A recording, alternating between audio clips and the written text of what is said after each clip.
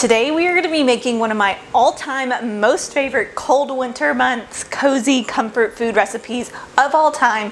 White chicken chili is what's on the menu today, so let's go ahead and get started.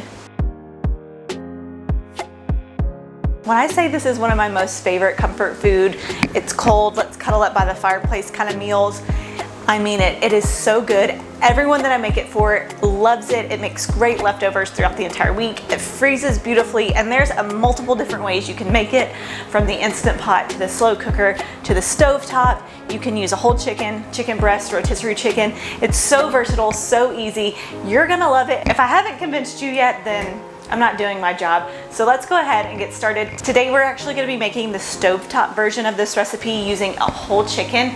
It's my preferred way to make it just because I love using a whole chicken because I think it yields a better flavor, because you're making your own broth and you're cooking the whole soup with the chicken bones and the chicken skin, and it just gives a bit more depth of flavor. But this is my favorite way of doing it, so I'm going to show you how to do this today. So to start, you're going to use a big stock pot, place it on the stove, drizzle in about 1 tablespoon of olive oil, and add in 1 onion that has been finely diced over medium heat. Now you're going to saute this until the onions are nice and soft and translucent and starting to become fragrant, so around 3 to 4 minutes. Now we're going to add a bunch of delicious spices. So to the sauteed onions, you're going to add 2 4-ounce cans of diced green chilies, 2 teaspoons of ground cumin, 1.5 teaspoons of dried oregano, 1/2 teaspoon of white pepper, and 1/4 teaspoon of cayenne pepper. Then you're gonna add 4 garlic cloves that have been finely minced and chopped.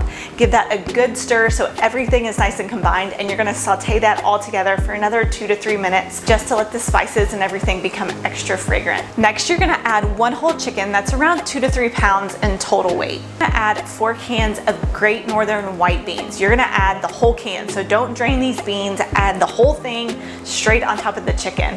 Next, you're gonna add 8 cups of water. Now we're just using water instead of chicken broth because since we're using a whole chicken, we're actually gonna be making our own broth at the same time. So 8 cups of water for this specific recipe will do the trick. Place the lid on this pot and let cook for about 30 to 45 minutes until the chicken is totally cooked through, tender, and falling off the bone. Once the chicken is cooked all the way through, then you're gonna very carefully and gently lift out the entire chicken breast and place it in a large bowl. Now be careful, it's gonna be really tender and probably falling apart. You'll need tongs and spoons to kind of help get all of the bones and meat and skin.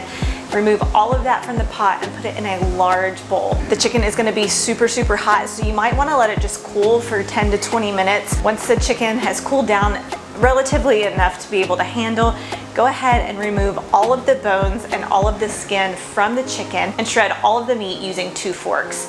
After the chicken is all shredded, add it straight back into the pot, give it a good stir, and turn it on medium-low heat to just simmer and let finish cooking. Once you're ready to serve, give it a taste. It's probably gonna need a pinch of salt and pepper just to kind of finish out the flavor, but after that, it is ready. Serve this white chicken chili up in a big, deep bowl because you're gonna wanna go back for seconds, and top it with some shredded Monterey Jack cheese, sour cream, avocado, cornbread, whatever your favorite chili toppings are, go for it. I know you're gonna love this. It's warm, it's comforting, it's hearty, it's healthy. It's everything that you want this time of year in a comforting, warm meal. So for the full recipe and all the different iterations of how to make this, you can find it at fuelingasouthernsoul.com, along with so many other soup recipes for this time of year. Thanks so much for joining me in my kitchen today, and until next time, I'll talk to you all very soon. Bye.